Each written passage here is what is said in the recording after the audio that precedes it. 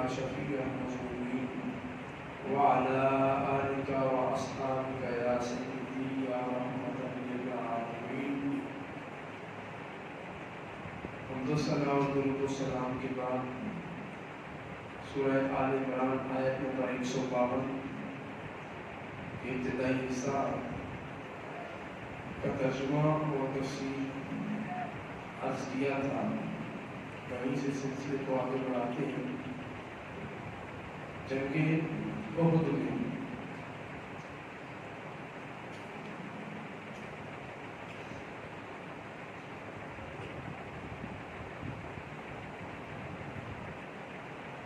جب مسلمانوں کو فتح ہو گئی اور نبی علیہ الصلوۃ والسلام کے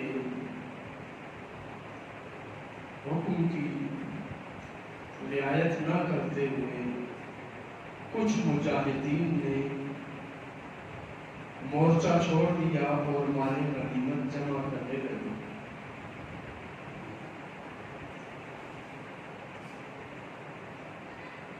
نبی علیہ الصلوۃ والسلام کی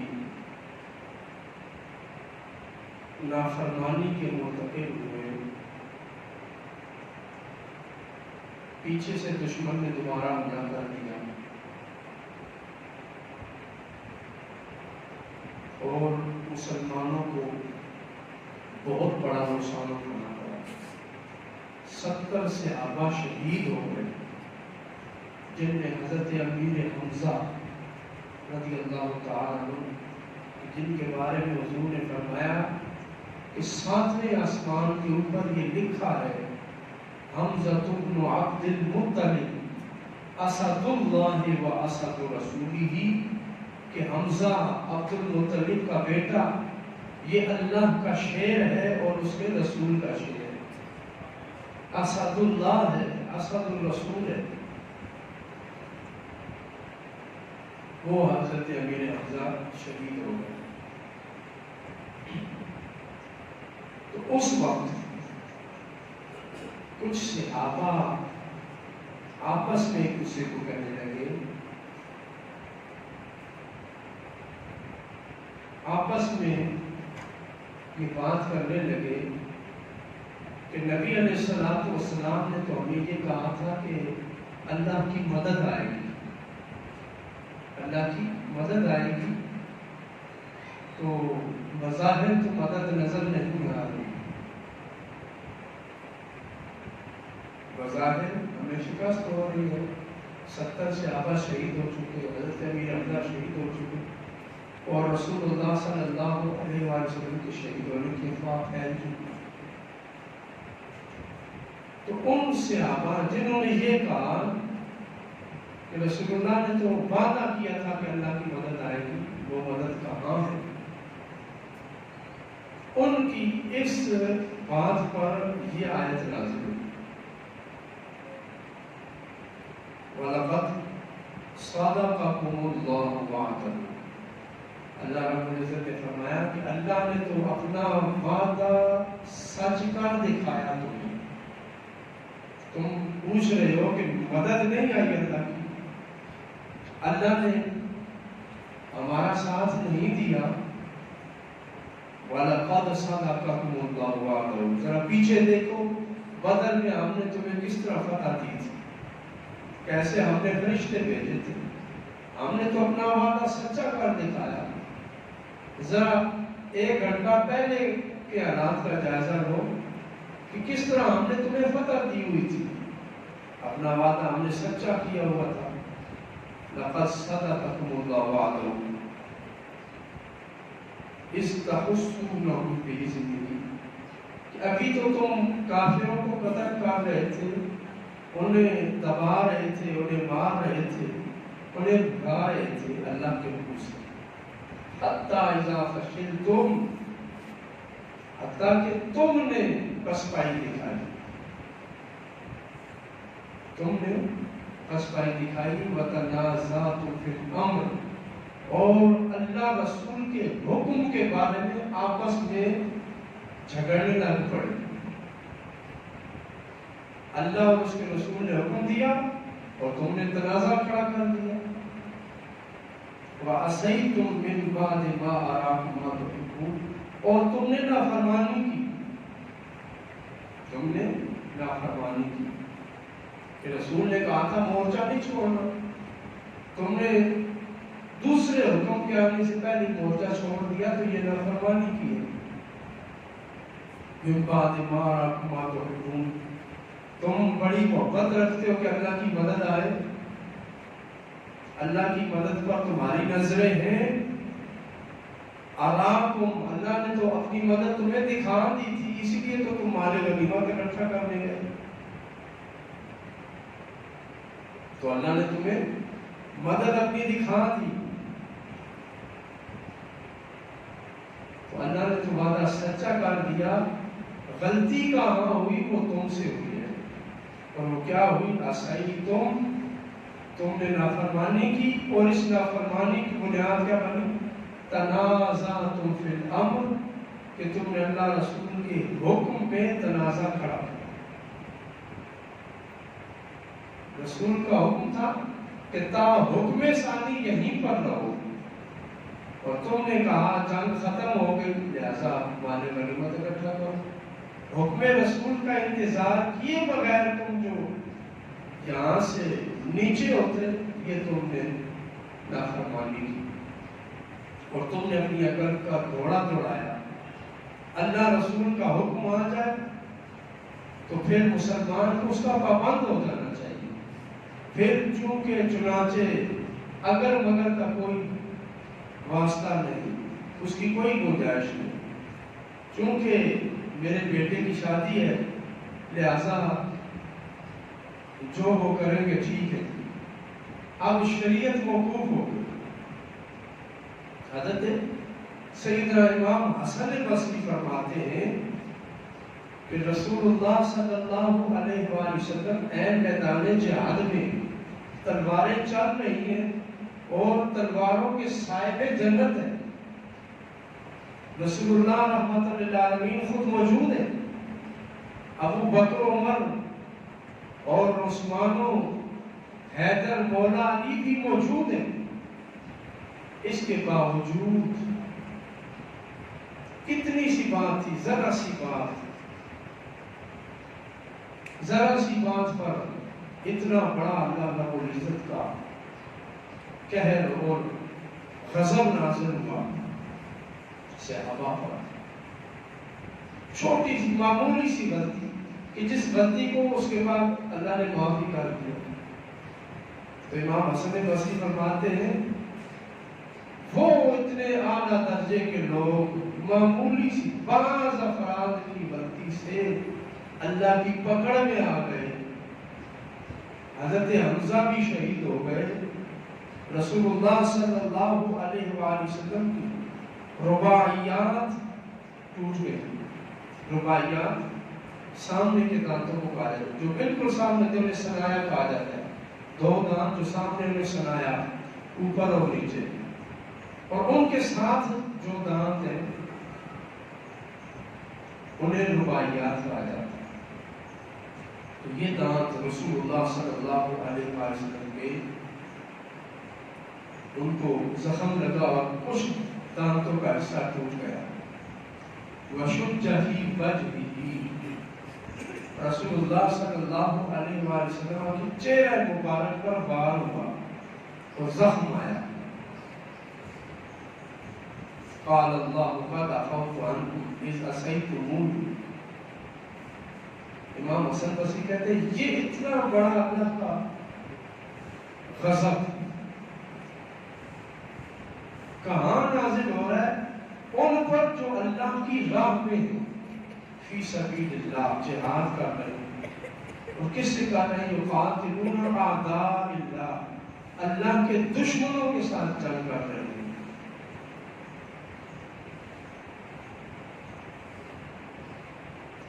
تو این میدان جنگ میں بعض افراد کی چھوٹی سی غلطی کا خمیازہ انہیں کیا بھگتنا پڑا کہ اللہ رب العزت فوراً جلال میں آ گیا اور فوراً انہیں گرفت فرما لی.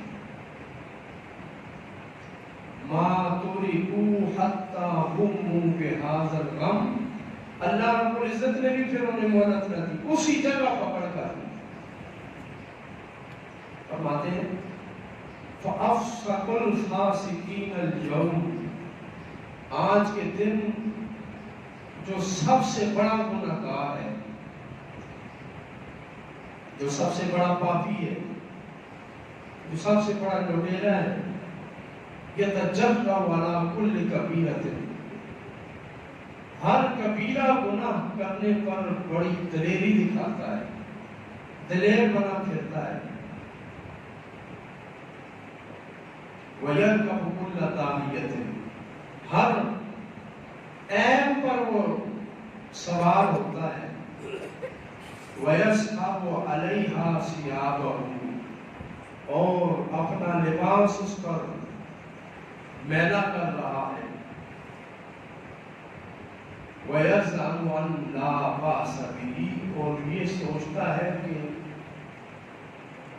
یہ کرنے سے کوئی حرج نہیں، فَسَوْفَ يَعْلَمُ، تو ان قریب یہ جان لے گا کہ یہ جن گناہوں پر دلیر ہوا پھرتا ہے ان کا انجام کیا ہونے والا ہے، جس گناہ پر یہ دلیری دکھا رہا ہے یہ دیکھ لے گا کہ اس کا انجام کیا ہوگا۔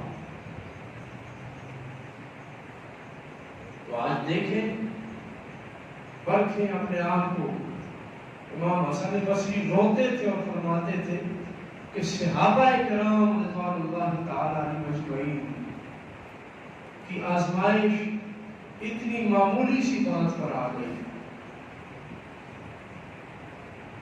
کہ رسول اللہ صلی اللہ علیہ وآلہ وسلم کے چہرہ مبارک بھی زخمی ہو گیا،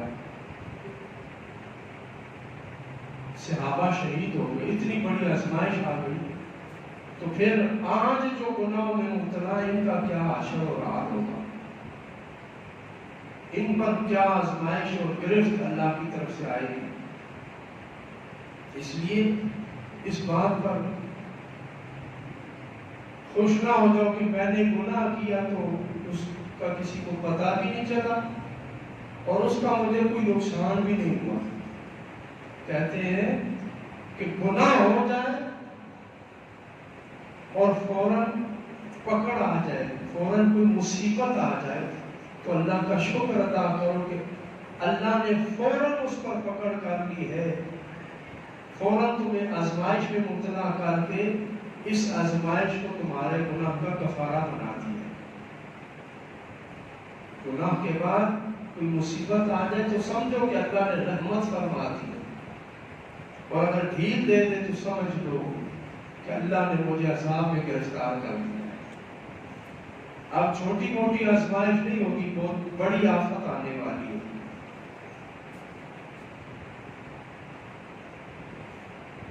حضرت ابن اسحاق فرماتے ہیں لقد عفا اللہ عن عظیم ذلک لم یہلکم بما اتیتم من معصیت نبی، اللہ رب العزت کے نبی کی جو تم نے نافرمانی کی، اس نافرمانی پر جو آزمائش تم پر آئی، جو پکڑ آئی، وہ اصل ہے تمہاری غلطی تھی، تمہاری غلطی کی وجہ سے یہ گرفت ہوئی ہے۔ وہ اللہ رب العزت سے صحابہ کو سمجھا رہا ہے کہ تم جو یہ آواز اٹھا رہے ہو الیس کان رسول اللہ وعدنا النصر، رسول اللہ نے ہم سے مدد کا وعدہ نہیں کیا تھا، تو اب وہ اللہ کی مدد آئی تو نہیں ہے، نظر تو نہیں آ رہی، تو اس کا یہ جواب دیا کہ اللہ کی مدد آئی تھی، تمہارے فہمی اختلاف نے اور تمہاری نافرمانی نے وہ مدد واپس بھیج دی۔ اللہ نے اس مدد کو آزمائش میں بدل دیا ہے، اللہ نے اس مدد کو آزمائش میں بدل دیا ہے، اللہ کی آئی ہوئی نعمت اور رحمت کو تم نے واپس بھیج دیا۔ تو اللہ رسول کے حکم کے آگے اپنی عقل چلانا، اس پہ جھگڑنا، اور اسے پہلے ہی کرنا، عمل کرنے سے پیچھے ہٹنے کی کوشش کرنا، یہ اللہ اور اس کے رسول کو گوارا نہیں ہے۔ لیکن قربان چاہیے صحابہ کے ہوں، جب آزمائش آ گئی، پکڑ آ گئی، گرفت آ گئی، تو پھر صحابہ کرام رضوان اللہ تعالی علیہم اجمعین، تو اللہ فرماتا ہے وَلَقَدْ عَفَا عَنْكُمْ، پھر اللہ نے تمہیں معاف فرما دیا، اللہ نے تمہیں معاف فرما دیا۔ ہونا تو یہ چاہیے تھا کہ معافی نہ آتی، اللہ نے آزمائش فرمائی، رحمت بھیجی اپنی، نافرمانی کی وجہ سے وہ رحمت اٹھا لی، آزمائش میں مبتلا کیا، اور اسی میدان میں اس 10 15 20 منٹ کی آزمائش کے بعد اللہ رب العزت نے پھر اپنی رحمت نازل فرمائی، فرمایا لقد عفا عنکم، اسی میدان میں جب تم بھاگتے ہوئے واپس آئے اللہ نے تمہیں معاف فرما دیا۔ واللہ ذو فضل علی المؤمنین، اللہ مومنوں پر بڑا فضل فرمانے والا ہے، اللہ کا فضل مومنوں پر رہتا ہے، اللہ نے تمہیں معاف فرما دیا۔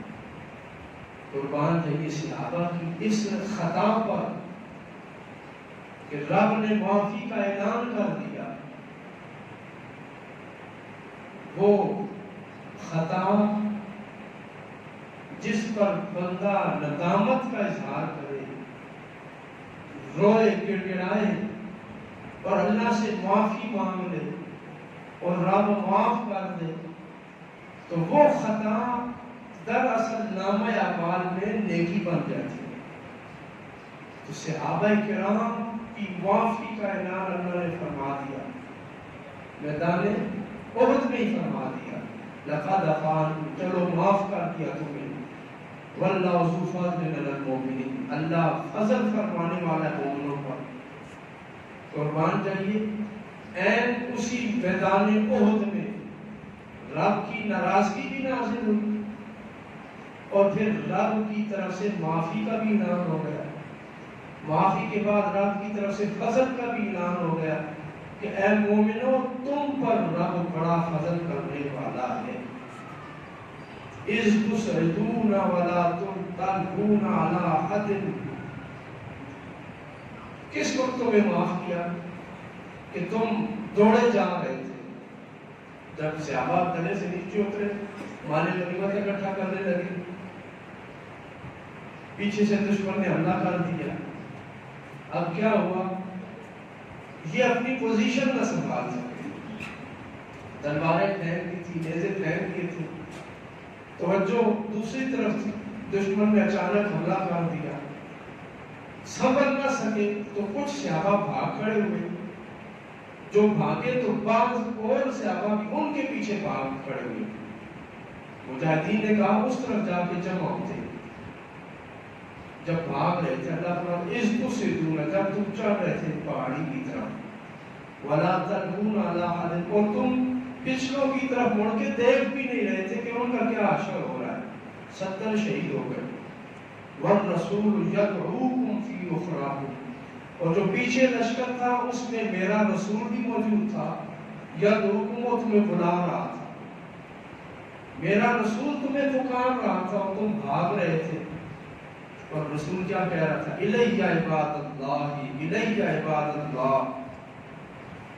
ارجعوا الیہ عباد اللہ، اے اللہ کے بندوں میری طرف آؤ، اے اللہ کے بندوں میری طرف آؤ۔ یہ جو بھاگ رہے تھے یہ میدان جنگ سے نہیں بھاگ رہے تھے، یہ اپنے آپ کو مستحکم کرنے کے لیے، مجتمع کرنے کے لیے کہ اکٹھے ہو کر پھر حملہ کریں گے، ایک طرف ہم جا کے اپنی پوزیشن سنبھال لیں، اور رسول اللہ فرما رہے تھے وہاں جمع ہو کر حملہ کرنا مفید نہیں، بلکہ میرے پاس آؤ، ادھر سے ہم دفاع کریں گے۔ رسول اللہ صلی اللہ علیہ وآلہ وسلم اس طرح بلا رہے تھے، تو اللہ رب العزت فرماتا ہے اس وقت جب رسول نے تمہیں بلایا تم نے پیچھے مڑ کر بھی نہیں دیکھا، اور جب تمہاری توجہ ادھر آئی اور تم واپس آئے لقد عفا عنکم، ہم نے تمہیں معاف کر دیا۔ واللہ ذو فضل علی المؤمنین، اللہ مومنوں کا فضل فرمانے والا ہے۔ جب رسول اللہ صلی اللہ علیہ وآلہ وسلم کو کہا رہے ہیں کہ آپ درخت کو پکارتے ہیں تو وہ اپنی جڑیں زمین سے اکھاڑ کے دوڑتا ہوا حضور کی بارگاہ میں آ جاتا ہے، اشارہ کرتے ہیں تو چاند دو ٹکڑے ہو جاتا ہے، آپ کے کہنے سے سورج واپس آ جاتا ہے۔ رسول اللہ صلی اللہ علیہ وآلہ وسلم صحابہ کو بلا رہے تھے، اگر اس وقت حضور نے صحابہ کو بلایا اور صحابہ کرام رضوان اللہ تعالی علیہم اجمعین حضور کی طرف پلٹے، لیکن تھوڑی دیر بعد پلٹے، اللہ رب العزت فرماتا ہے فَأَصَابَكُمْ غَمٌّ بِغَمٍّ، تو اس وقت تمہیں اللہ نے پہنچایا غم، اس غم کے بدلے میں جو تم نے رسول کو پہنچایا تھا۔ تم نے رسول کو غم پہنچایا کہ رسول کے حکم کی نافرمانی، اور اس کی وضاحت پہلے بھی ہو چکی کہ یہ نافرمانی کبیرہ گناہ نہیں تھی، بلکہ تعویل کی وجہ سے تھی کہ جنگ ختم ہوگی لہذا اترا جائے، اور وہ خطا جو کسی تعویل کی بنا پر ہو، صحابہ کرام کے بارے میں یہ اصول ہے کہ صحابہ کسی بھی معاملے میں کوئی تعویل لے کے آئیں کہ یہ وجہ ہے، اس وجہ سے ہم یہ کر رہے ہیں، اور وجہ بھی شرعاً کوئی گنجائش بنتی ہو، تو وہ جو خطا ہے وہ خطا اجتہادی کہلاتی ہے، اور اس پر اللہ رب العزت کی طرف سے انعام آتا ہے، اس کی طرف سے اللہ کی طرف سے رحمت آتی ہے۔ جیسا کہ اگرچہ وقتی طور پر اللہ کا غضب بھی آتا ہے، ناراضگی بھی نازل ہوتی ہے، لیکن اس پر اللہ رب العزت معافی کا اعلان ضرور فرماتا ہے۔ اسی لیے فرمایا جاتا ہے کہ جو صحابہ کی اجتہادی خطائیں ہیں وہ معاف ہیں، اور جو مجتہد تعویل کی بے بنیاد پہ اجتہاد کرے، کوئی فیصلہ دے اور پھر وہ فیصلہ غلط ثابت ہو، تو اس غلطی پر بھی مجتہد کو ثواب ملتا ہے۔ المجتہد مصیب، اسے ثواب ملتا ہے کہ اس نے اجتہاد تو کیا ہے، اگرچہ اس کے اجتہاد میں غلطی ہوئی، تعویل ہوئی، اور تعویل میں غلطی اس سے بہتر تعویل شریعت میں موجود تھی۔ بہرحال اللہ فرماتا ہے فَجَازَاكُمْ بِفِرَارِكُمْ عَنْ نَبِيِّكُمْ وَخَشْمِكُمْ عَنْ عَدُوِّكُمْ وَمَعْصِيَتِكُمْ رَبَّكُمْ غَمًّا بِغَمٍّ، تم نے رسول اللہ صلی اللہ علیہ وآلہ وسلم سے فرار کیا کہ بجائے ان کے قریب جمع ہوتے کہ اصل پناہ تو رسول اللہ کی ذات ہے، پناہ گاہ تو مصطفیٰ کے قدموں میں ہے، تم ادھر پلٹ کے آتے، تم نے پہاڑ کی طرف رخ کیا کہ اس کی طرف ہم چھپیں گے، پہاڑ ہمیں پناہ دے گا۔ اس بات پر اللہ رب العزت نے ناراضگی کا اظہار فرمایا کہ اتنے لمحے کے لیے تم نے میرے رسول کو تکلیف دی، غم دیا، اصابکم غم بغم، تو اس کے بدلے میں ہم نے بھی تمہیں غم دے دیا، لیکن لا تحزنوا علی ما فاتکم ولا ما اصابکم، ہم نے تمہیں غم دے دیا، اب تمہیں پریشان ہونے کی ضرورت نہیں کہ ہم نے غم کا بدلہ غم دے دیا، وہ غم تمہارے گناہ کا کفارہ ہو گیا، تمہاری خطا کا کفارہ ہو گیا، لیکن لا تحزنوا علی ما فاتکم، تاکہ اب تم افسوس نہ کرو جو تم سے میدان احد میں ہو گیا، جو تم سے قضا ہو گیا، ولا ما اصابکم، اور نہ ہی اس پر افسوس کرو جو تمہیں تکلیف پہنچی، واللہ خبیر بما تعملون، اللہ خوب خبریں رکھتا ہے جو تم کرتے ہو، جو تم کر رہے ہو اللہ کو سب خبر ہے، اللہ اس کی خبر رکھتا ہے، اور اللہ رب العزت اس سے بے پرواہ نہیں ہے، غافل نہیں ہے، انجان نہیں ہے۔ ثم انزل علیکم من بعد الغم امنۃ، پھر اتارا تم پر اس غم کے بعد امنۃ، امن، سکون۔ میدان جنگ ہے، جنگ چھڑی ہے، دشمن حملہ کر رہا ہے، اللہ کی ناراضگی بھی نازل ہوئی، ساتھ ہی اللہ کی طرف سے معافی آ گئی، رحمت ہو گئی۔ اور پھر اللہ رب العزت نے کیا نازل فرمایا؟ امنتن، امن، یا بشا طائفتم منکم، اور اس امن نے نعاسن، اونگ، امن اتارا کی صورت میں، نعاسن، اونگ کی صورت میں۔ بندہ بیٹھے بیٹھے پرسکون ہوتا ہے، دماغ سو جاتا ہے اور آنکھیں بھی سو جاتی ہیں، بندے کو ہلکی سی نیند آ جاتی ہے، اسے کہتے ہیں نعاس۔ جس طرح مسجد میں اکثر اوقات خطبے کے دوران بعض افراد کو سنتے سنتے سکون آ جاتا ہے، تو میدان جنگ میں اللہ رب العزت نے فرمایا کہ 70 صحابہ شہید ہو گئے، بجائے اس کے کہ صف ماتم بچ جاتی، رسول اللہ صلی اللہ علیہ وآلہ وسلم کا چہرہ مبارک زخمی ہے، آہ ہو ہوتی اور آہو بکا کا عالم ہوتا۔ اللہ رب العزت فرماتا ہے تمہیں اونگ آ گئی اور تم اس میدان احد میں سو گئے، یا غشا، اس نے گھیر لیا، طائفتم منکم، تم میں سے ایک بہت بڑے گروہ کو، میدان جہاد میں تم سو گئے، زخم لگے، تھکاوٹ تھی، دشمن سامنے ہے۔ بھلا ایسا بھی کبھی ہوا ہے کہ دشمن سامنے ہو، تلوار اس کے ہاتھ میں ہو، وہ چلا رہا ہو اور لڑنے والا سپاہی ادھر سو جائے؟ بڑے بڑوں کی نیند اڑ جاتی ہے، بڑے بڑوں کی ٹانگیں کانپنے لگتی ہیں، کشمیر کی طرف رخ کرتے ہوئے بھی، فلسطین کے بارے میں بیان دیتے ہوئے بھی ہوش ٹھکانے آ جاتے ہیں۔ لیکن صحابہ کرام رضوان اللہ تعالی علیہم اجمعین اس قدر مطمئن تھے کہ اللہ نے ان پر نیند غالب کر دی، نعاس، اونگ اتاری کر دی۔ وَطَائِفَةٌ قَدْ أَهَمَّتْهُمْ أَنفُسُهُمْ يَظُنُّونَ بِاللَّهِ غَيْرَ الْحَقِّ ظَنَّ الْجَاهِلِيَّةِ، تو اس وقت بعض افراد ایسے تھے کہ جن کے ذہنوں میں بھی وہ خیال تھا جو جاہلانہ خیال ہے، زمانہ جاہلیت کا خیال ہے اللہ کے بارے میں۔ یظنون باللہ غیر الحق، اللہ کے ساتھ وہ گمان کر رہے تھے جو درست نہیں ہے، اور وہ کیا کہہ رہے تھے کہ اللہ کا تو وعدہ تھا مدد آئے گی، اللہ کا تو وعدہ تھا مدد آئے گی، لیکن نہیں آئی۔ تو یہ اللہ کی مدد کو دیکھتے ہوئے، میدان بدر میں فتح ہوتے ہوئے، اپنی سابقہ حاصل شدہ رب کی نعمتوں کو نہیں دیکھا اور اللہ کے ساتھ زمانہ جاہلیت کا خیال کر بیٹھے کہ شاید اللہ کی مدد نہیں آ رہی، اللہ یہاں بے بس ہو گیا۔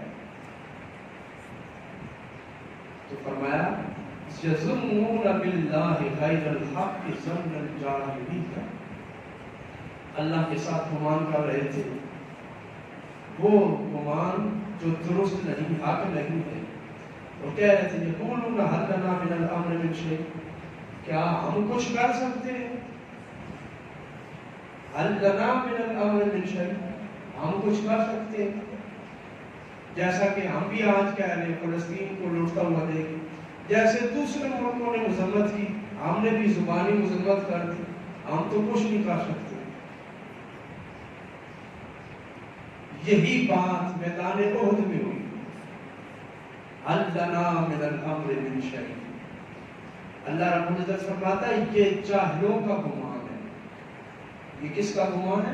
جاہلوں کا گمان ہے۔ اپنی تاریخ دیکھو کہ تم تو لٹے ہوئے ہندوؤں کے ہاتھ سے برباد ہو کر، ہم نے تمہیں پاکستان دیا، یہاں تم آئے، تمہاری معیشت ہی کمزور، ہم نے تمہیں دنیا کی بہترین فوج دی اور آج تمہیں ایٹم بم بھی دے دیا ہے، کون سا میزائل ہے جو تمہارے پاس نہیں ہے؟ کون سی طاقت تم چاہتے ہو؟ اسرائیل کے پاس جو فوج ہے اس سے زیادہ فوج تمہارے پاس ہے، اسلامی ملکوں کی کثرت ہے، لیکن اصل بیماری کیا ہے؟ بیماری یہ ہے یظنون باللہ غیر الحق، کہ اللہ کے ساتھ ہمارا گمان درست نہیں ہے، ہمارا گمان، ہمارا ظن، ہمارا خیال اللہ کے ساتھ درست نہیں رہا کسی ایک ملک کا بھی۔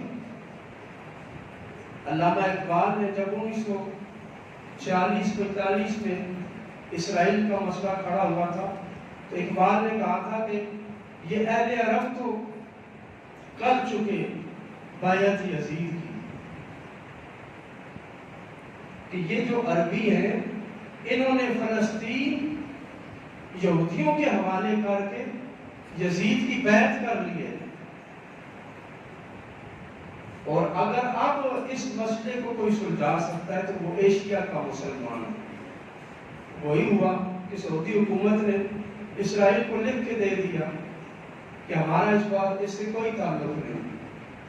یہ ابھی دیکھیں ہمارے حکمران رمضان شریف میں گئے، وہاں پر معاملات ہوئے اور ساتھ ہی اسرائیل نے فلسطین پہ بمباری کر دی۔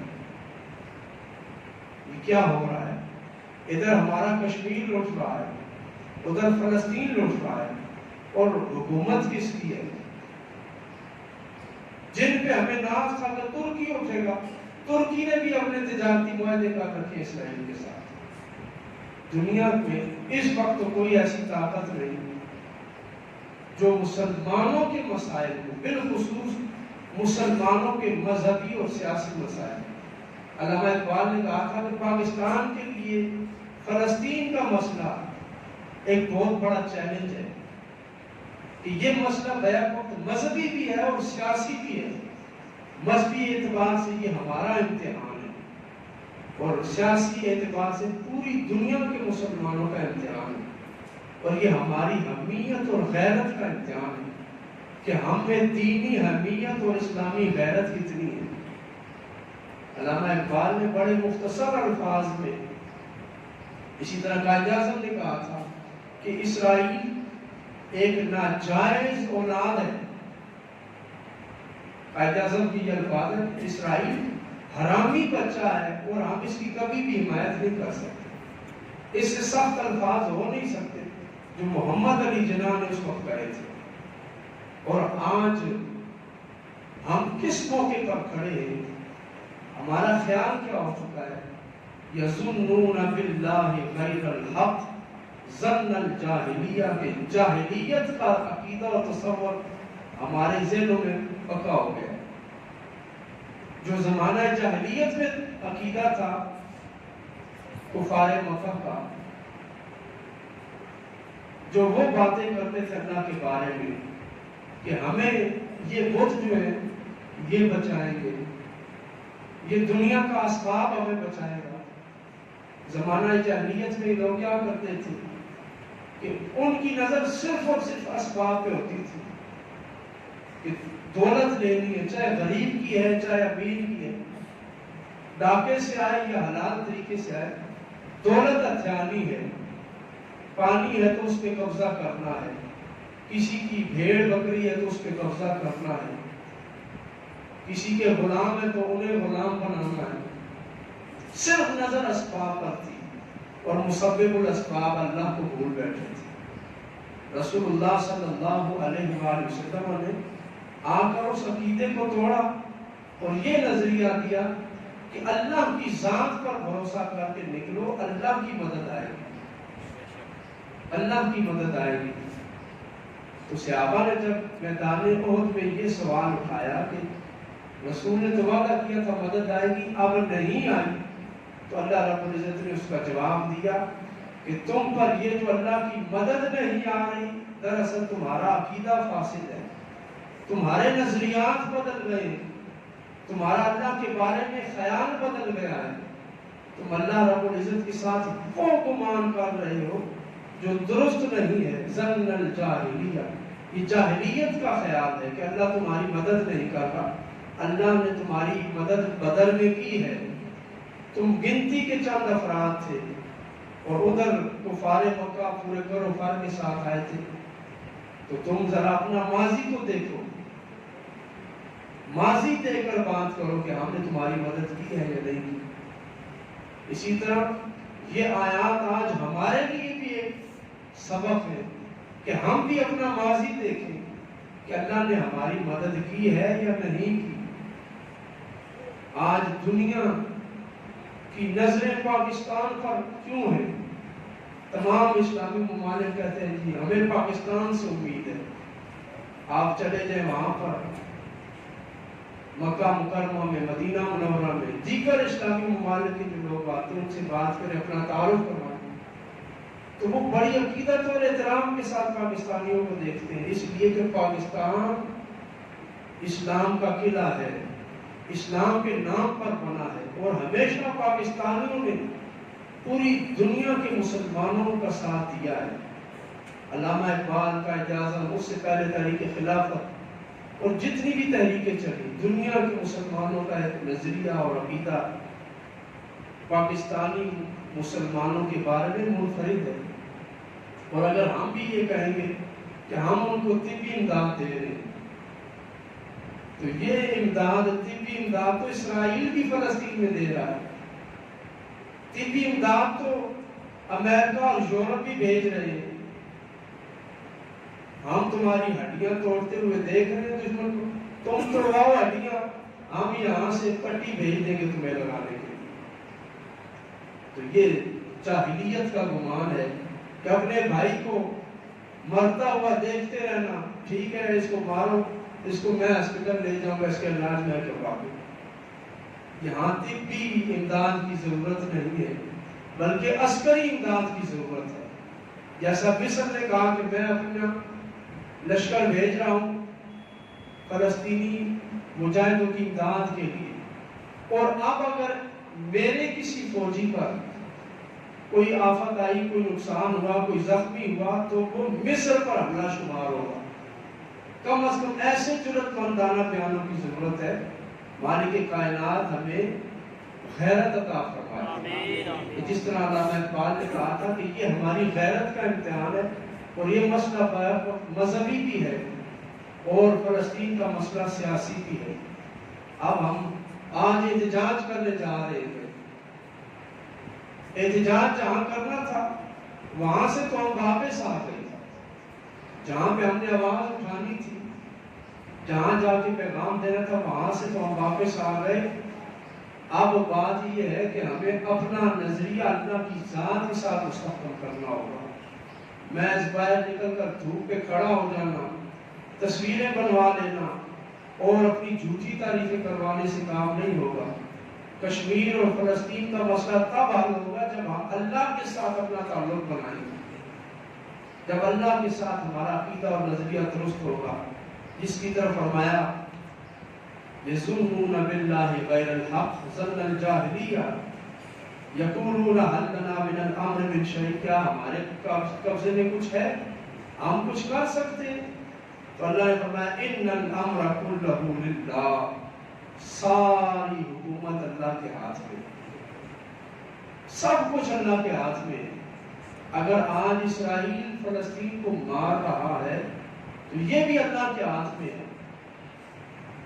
یہ بھی اللہ کے ہاتھ میں. اور ہمارے لیے سبق ہے کہ اے پاکستانی مسلمانوں، تم بھی اپنے آپ کو سیدھا کر لو.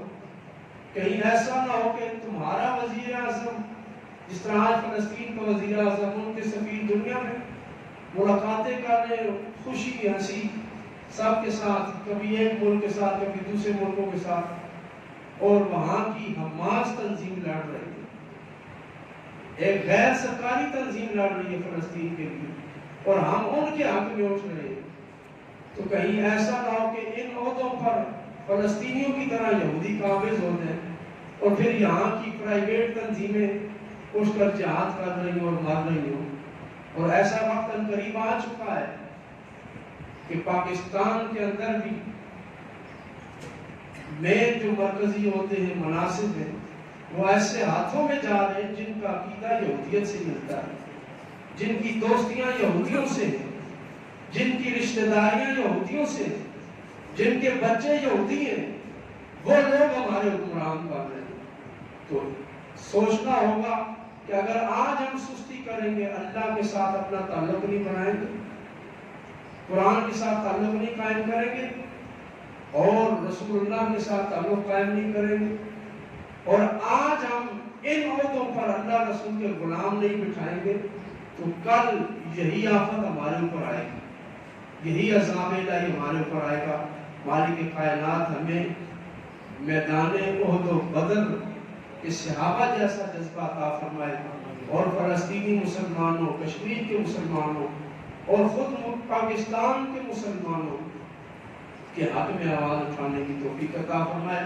تمام احباب کوشش فرمائیں نماز جمعہ کے بعد 2 رکعت نماز نفل اللہ رب العزت کی بارگاہ میں توبہ و استغفار کے پڑھیں، فلسطینیوں کے حق میں دعا کریں، اور جتنا زیادہ ہو سکے فلسطینیوں کے لیے دعا کریں، اپنے گناہوں کی بھی معافی مانگے، ان پر جو یہ آفت آئی ہے اس کے اٹھنے کے لیے بھی دعا مانگے کہ اس کے سوا کوئی حل نہیں رہا، کہ اللہ کی بارگاہ میں رجوع کیا جائے،